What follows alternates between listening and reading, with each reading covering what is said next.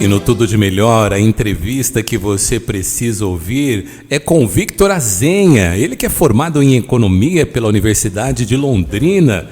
Ele tem MBA na USP, especializado em gestão de caixa, finanças corporativas, reestruturas de negócios, mas hoje vai falar com você que quer aprender a administrar melhor os seus recursos.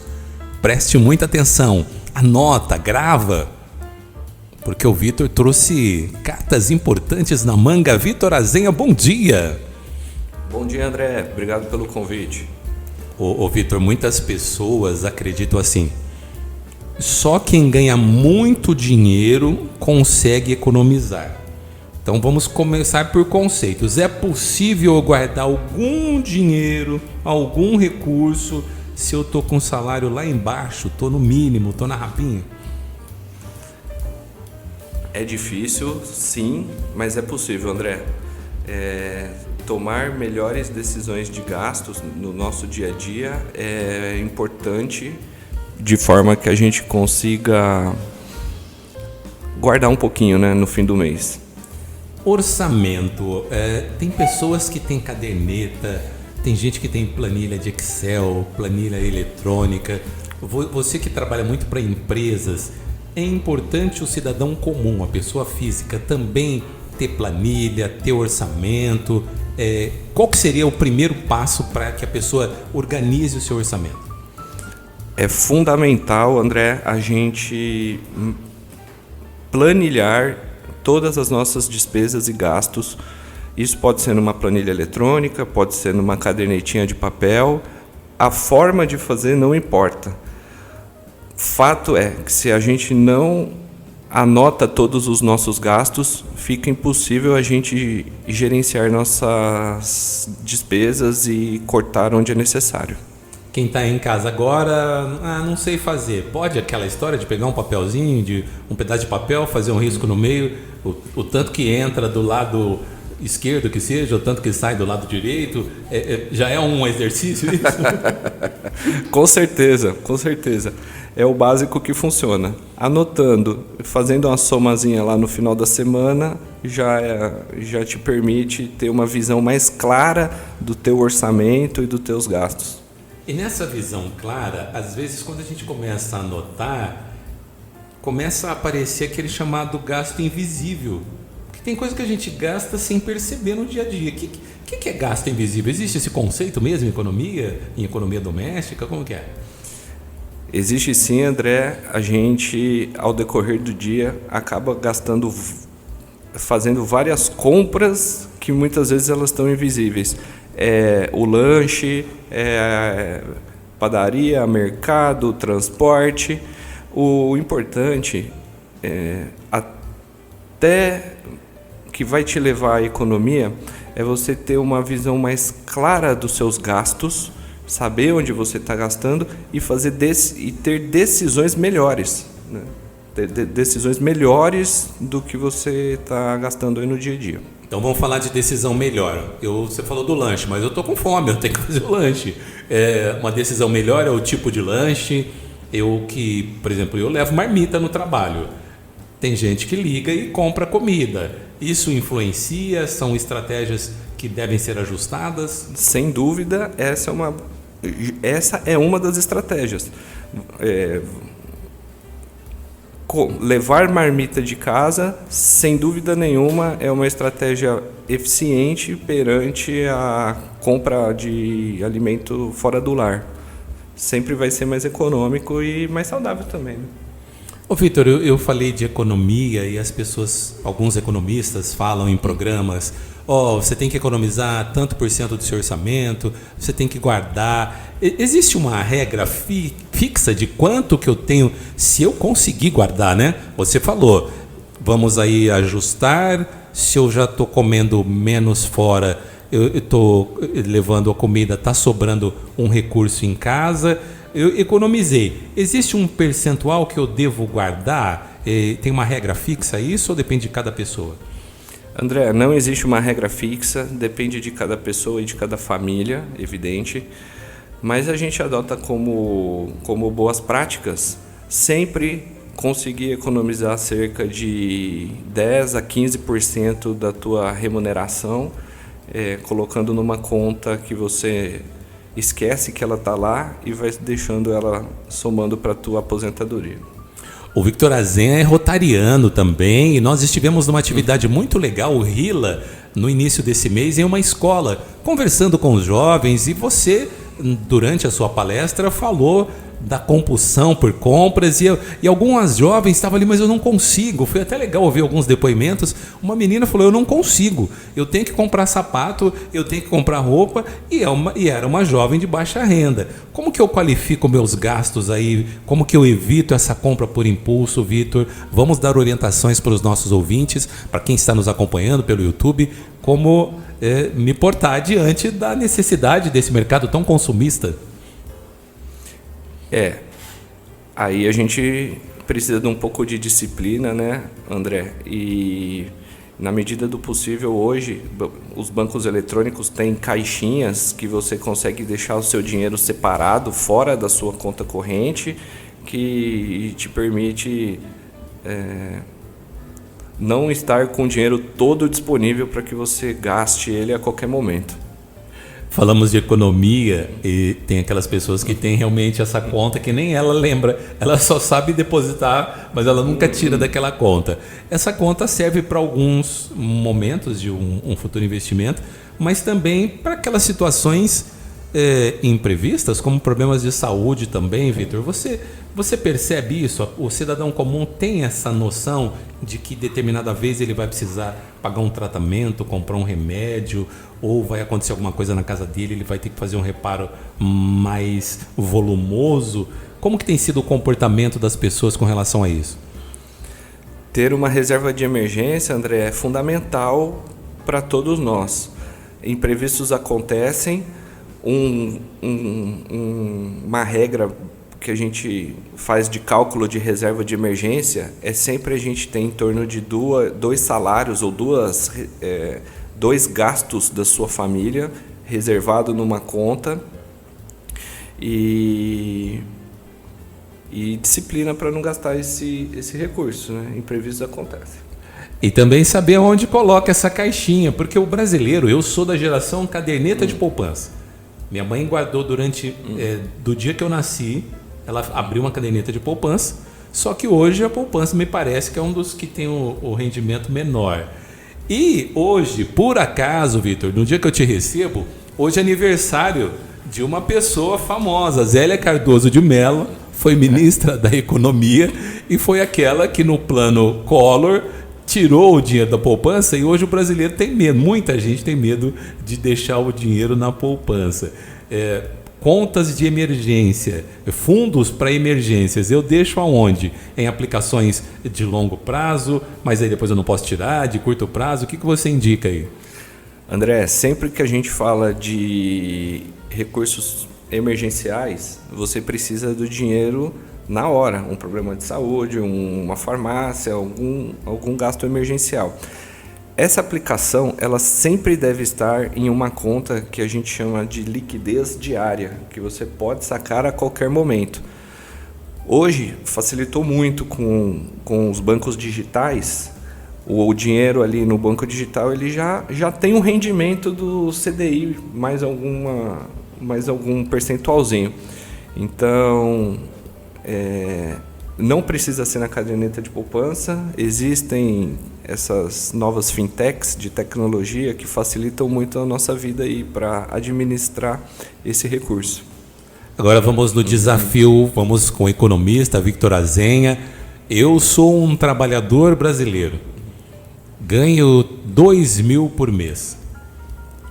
O que você, como economista, hoje de graça, hein? Esse homem aqui tem uma carteira grande de clientes, custa caro. Hoje no Tudo de Melhor está dando consultoria grátis. É melhor eu focar em cortar gastos ou é melhor eu tentar aumentar a minha renda, buscar outras fontes de rendimento, Vitor? Essa pergunta é muito boa, André. Eu sempre digo para os nossos clientes e para todo mundo que todos nós precisamos de estratégias para melhorar a nossa renda. Melhorar nossa renda é mais fácil do que cortar gastos. Cortar gastos sempre tem uma disciplina maior, um rigor maior. E aumentar o seu rendimento passa pela estratégia de você ter uma vida aí mais confortável, ter uma reserva de emergência mais tranquila e construir o patrimônio. Agora, nesse sentido de aumentar a renda, o que eu faço, Vitor? Eu vou identificar, de repente, capacidades que eu tenho e que eu não tinha percebido, vou buscar formação, vou ficar atento ao que está rolando no mercado, quais as tendências, quais as demandas, como que eu faço? Bom, André, aumentar a renda, basicamente, ele parte de um princípio de mentalidade. Você precisa estar aberto às oportunidades e à visão de negócios. Algumas habilidades para você aumentar a renda são fundamentais e elas não são necessariamente ensinadas na escola. Uma dessas habilidades é vendas. Vendas é a habilidade mais importante de todos. A gente pode ter um trabalho com essa remuneração de R$2.000 e você pode conseguir fazer uma renda extra vendendo um serviço adicional, vendendo algo que você faz, um artesanato, às vezes um docinho. É uma forma de você aumentar a sua renda. Existem outras habilidades que são importantes para que você consiga aumentar a sua renda ao decorrer do tempo, que também não são ensinadas necessariamente na escola. Oratória é uma boa, é uma outra habilidade. A comunicação é fundamental. Então, quando a gente consegue se comunicar, tem uma habilidade de vendas, por exemplo, a gente consegue, ao decorrer do tempo, melhorar nossa renda, consequentemente economizar mais também. Você fala venda e o ser humano começa vamos retroagir ao Homem das Cavernas, por exemplo, ele começa no sistema de trocas, que depois se converte em vendas. Tem algumas pessoas que não se enxergam vendedores, mas estão diariamente se vendendo. Tem, por exemplo, um médico. Hoje, o que os médicos mais fazem é vender o serviço deles. Alguns advogados investem tanto em propaganda, em marketing, na oratória, estão vendendo o seu serviço. E tem profissional que tem o talento e não consegue se vender. Você também acaba analisando isso, Vitor, no dia a dia? Sim, a gente vê muitas pessoas com bloqueio de vendas, né, da habilidade de vendas, mas como você mesmo falou, todos nós somos vendedores todos os dias. Quando a gente está lá numa entrevista de emprego, que a gente está se vendendo, né? A gente está mostrando para aquele recrutador que nós somos a melhor escolha perante outros candidatos. Então, vendas ela está incorporada no nosso dia a dia, mesmo que de forma invisível. Você fala da importância da formação, mas que algumas coisas não são ensinadas na escola. Tem também o chamado perfil cultural. Algo que, vamos pegar, não que seja o melhor exemplo do mundo, mas vamos pegar os Estados Unidos. A criança vende a limonada na porta de casa, faz a feirinha, aplica dinheiro no banco, recebe mesada e aplica mesada. O brasileiro não tem ou não tinha essa característica, essa formação, este investimento. Você entende que educação financeira, administração de recursos, é algo que deve ser incentivado nas famílias, na escola, desde os primeiros anos ou não? Qual que é a sua visão de um economista especialista no tema? Sim, é fundamental que a gente tenha educação financeira desde os primeiros anos de ensino. Hoje, se a gente pegar pesquisas aí do Serasa, do Sebrae, mostram que 70% das nossas empresas, elas fecham as portas nos primeiros 5 anos. Olha que número grande, 70% dos nossos negócios simplesmente fecham as portas nos primeiros 5 anos. E quando a gente olha as causas principais desse fechamento, é falta de conhecimento financeiro, falta de capacidade de gestão, falta de capital de giro. Então, uma parte importante dos números que a gente tem de falência de empresa vem da falta de preparo que nós não temos lá na escola de matemática básica, muitas vezes. Então, conhecimento financeiro é muito importante para a nossa vida. Vamos falar de capital de giro. Eu trabalho, olhei lá, vou montar uma padaria, ou uma casa de bolo. Vou montar uma casa de bolo. Eu pego meu fundo de garantia, faço acerto com o empregador, serei empreendedor. Eu vou lá e montei o meu negócio, aluguei um salão, fiz uma reforma, comprei equipamentos, deixei tudo pronto. Mas o negócio demora para engrenar. Se eu não tenho uma reserva ou esse chamado capital de giro, eu já vou entrar nessa estatística aí do Sebrae. A probabilidade é que sim, André. A probabilidade é que sim. Quando nós fazemos um planejamento de negócios e um plano de negócios, a gente precisa contar com o dinheiro de alguns meses de custos fixos dessa operação como reserva de caixa. Senão, realmente, a probabilidade de que você vá virar uma estatística é muito grande. Para isso, tem profissionais como nós na nossa empresa e outros que ajudam as pessoas, né? Ajudam os empreendedores a trilhar esse caminho aí com mais clareza. E é importante essa assessoria, Victor, porque muitas vezes as pessoas não sabem detalhes de quem vira empreendedor, quem vira empresário, precisa saber, inclusive, detalhes como precificar o valor do meu produto. Se eu vou vender uma pizza, primeira coisa, eu preciso saber quanto custa fazer a pizza, quanto custa os ingredientes, a energia, o funcionário. É mais ou menos por aí o imposto que eu vou recolher em cima da pizza. Dá uma dica aí, rapidamente ou basicamente, qual que é o caminho que o cidadão tem que pensar, Victor, inclusive com relação ao preço do seu produto?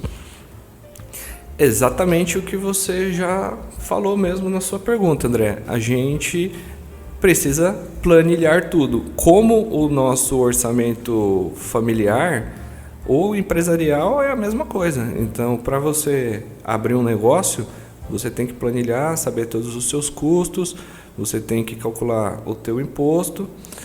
Porém, isso é uma parte do processo, porque no final, quem dá o preço não é você, é o mercado. Não adianta você abrir a sua pizzaria e chegar à conclusão que você deveria vender sua pizza a R$200, sendo que o mercado vende ela muitas vezes a 100 ou a 80. Então você precisa de ter, além dessa cultura e dessa disciplina de anotar todos os seus gastos, os processos, de fazer isso de forma eficiente. Victor, você costuma, nas suas falas, falar da importância de fazer boas escolhas. E eu gostaria de aprofundar isso com você. Como que é essa história de boas escolhas? Escolher o meu namorado, a minha namorada, vai influenciar no meu futuro, inclusive no meu futuro financeiro? Quero entender melhor isso aí. Vai, André, vai sim. Fazer boas escolhas, a gente também fala isso para os nossos clientes todos os dias, né? Tomar pequenas melhores decisões todos os dias. Todos os dias, pequenas melhores decisões. Nós tomamos centenas de decisões, dezenas de decisões por dia, muitas vezes de forma automática, sem nem perceber que nós estamos tomando decisões. Então, quando a gente tem um processo estruturado, a gente tem uma boa assessoria, a gente tem um sistema bem implementado, essa organização te ajuda a tomar melhores decisões. algumas decisões são muito grandes e que o custo do erro é muito alto. E é onde você citou, inclusive, o exemplo. Então, tem algumas decisões que é a sua moradia, o veículo que você vai comprar, a pessoa que você vai casar também, ela pode sim ser uma decisão errada e te trazer um custo financeiro ao longo da sua jornada muito grande. Você fala de escolhas, você está falando aqui, eu estou imaginando, eu venho para a rádio, eu posso vir pela Francisco Junqueira, que eu posso pegar um trânsito maior, ou eu posso fazer uma via alternativa. Dependendo da via que eu escolher, eu vou gastar mais combustível e vou depreciar mais o meu veículo. Olha, já é uma escolha pequena. Mas nas escolhas maiores, você fala do carro. Algumas sociedades, inclusive na Europa, as pessoas estão utilizando mais veículos coletivos, transporte público. Tem gente que na Alemanha, um professor universitário, vai dar aula de bicicleta. Aqui mas se ele chegar de bicicleta, ele não é um bom professor. Aí o cara vai comprar um SUV, uma aeronave, um carro gigante. Está fazendo uma escolha aí. Como que na prática, Vitor, como que é isso? Eu fazer as melhores escolhas, mas ter um olhar da sociedade também que está sempre me julgando, me analisando. André, olhar da sociedade nós, enquanto pessoas, a gente tem que trabalhar o nosso interior dia após dia com relação ao olhar da sociedade. E tomar cuidado com o nosso ego, né? Então a gente tem que analisar se essa compra eu utilizo isso na minha casa. Eu vou fazer uma compra, uma aquisição. A gente precisa comprar isso? É a primeira pergunta. Precisa, ok. Segunda pergunta, eu preciso comprar isso agora? E a terceira pergunta, eu posso comprar esse bem ou isso que nós vamos comprar? Então, com essas três perguntinhas, né, essa trinquinha, a gente vai tocando dia a dia. Então vamos essa agora. É a minha forma que eu utilizo na minha casa. Então vamos agora lá. Você que está me ouvindo agora, em todo o Brasil, em todo o mundo, né? Nossa audiência internacional aqui no Tudo de Melhor também. Vamos lá. Primeira, o que eu quero agora? Vamos pensar um item lá da casa, né? O que na casa? Uma geladeira. Primeira pergunta, então, eu preciso mesmo? Como que é? Exatamente, André. Você precisa comprar essa geladeira? Mas a mulher que é aquela que tem 4 portas agora, conversa sozinha, faz tudo automático. Então, primeira pergunta, eu realmente preciso. Exatamente. E a segunda pergunta? Você precisa dela agora, neste momento? A minha geladeira tá boa, tá funcionando, mas aí a esposa quer aquela nova. Será que é o momento? Aquela velha aguenta mais um tempo? Com o dinheiro eu poderia pegar e se investir em outra coisa? Boa. E qual que é a terceira pergunta então? Se você pode comprar esse bem. E essa pergunta do eu posso. Mas tem aqueles anúncios na televisão, 12 vezes, 15 vezes, saldão, Black Friday. É muita informação na cabeça tentando a gente diariamente, né, Vitor? Como que eu vou resistir a essa terceira pergunta aí, o terceiro passo? As lojas com essas condições de financiamento, né, de parcelamento, facilitou muito o nosso acesso a compras de bens. Mas o que a gente tem que ficar sempre atento é que facilitou a aquisição? Facilitou. Mas os juros envolvidos nessa compra, eles estão lá embutidos, estão escondidos nessa parcela. E sempre que você faz essas 3 perguntinhas, se você precisa agora fazer essa compra, a segunda pergunta, ela te permite você programar melhor a tua compra. E aí muitas vezes você já faz uma reservinha, já guarda um dinheiro e vai lá comprar à vista ou dar uma parte à vista para diminuir o seu pagamento de juros ao decorrer das parcelas. Então, se eu farei uma compra hoje, ela tem que ser efetivamente uma necessidade. Eu tenho que saber se a oportunidade é a oportunidade melhor para isso e a minha capacidade financeira de assumir essa compra. De repente, mas eu tenho medo de perder a oferta ali, mas de repente eu posso ter uma oportunidade melhor, onde eu vou ter mais recurso, mais condição para negociar, posso fazer uma compra mais qualificada, é isso? É isso aí, André. É exatamente isso. O momento de comprar é importante. Oferta sempre vai ter. Todos os dias vai ser a melhor oferta, vai ser a melhor promoção, vai ser o melhor parcelamento.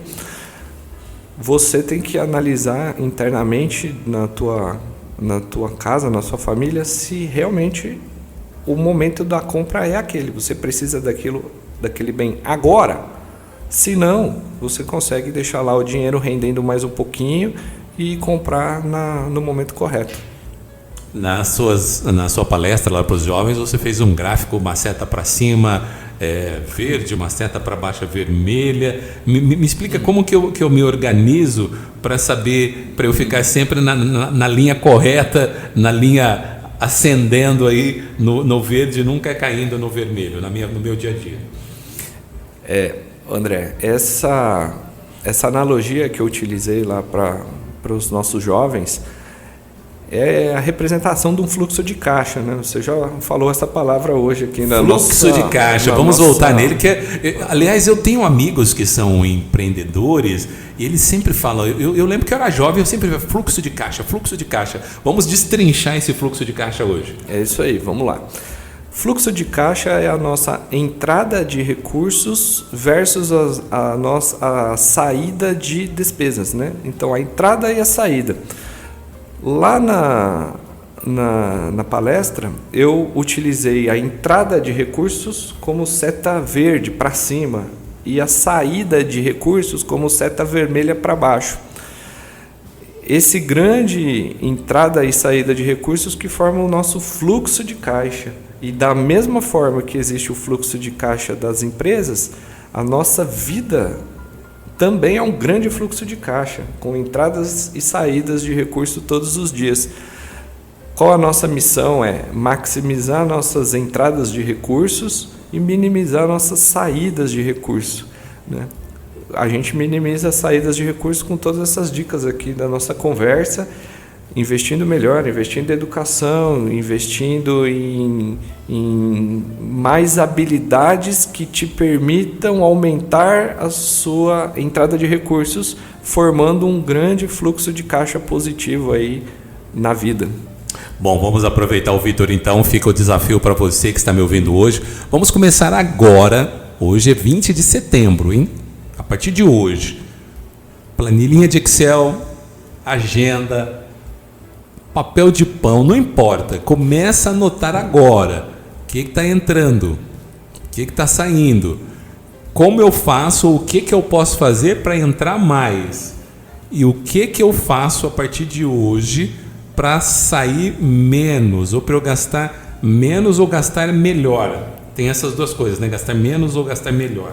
Professor Vitor, estou no caminho certo? Sim, gastar melhor sempre.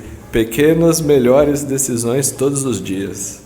Estamos chegando no final da nossa conversa com o Victor Azenha, ele que é economista, colega rotariano também. Aliás, Azenha, é importante na vida ter esse momento do trabalho comunitário, da integração com os amigos, participar de algo como Rotary, por exemplo. O que ajuda na vida da pessoa, Vitor?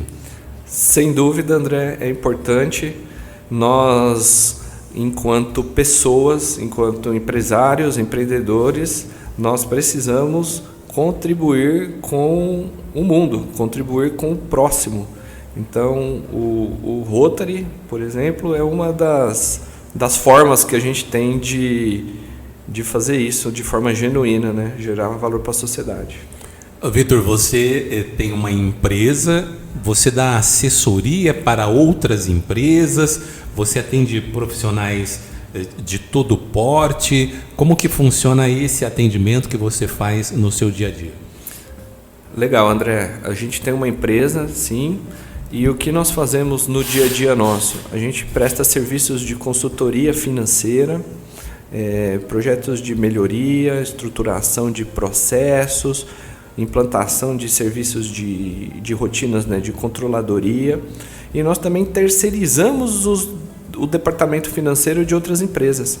Então, quando você tem lá a tua empresa, a tesouraria, contas a pagar, contas a receber, lançamento no sistema, conciliação, todas essas dicas aí que a gente acabou de dar para que te ajude a tomar decisões, nós executamos para os nossos clientes. Então, se eu sou um empresário e eu sei que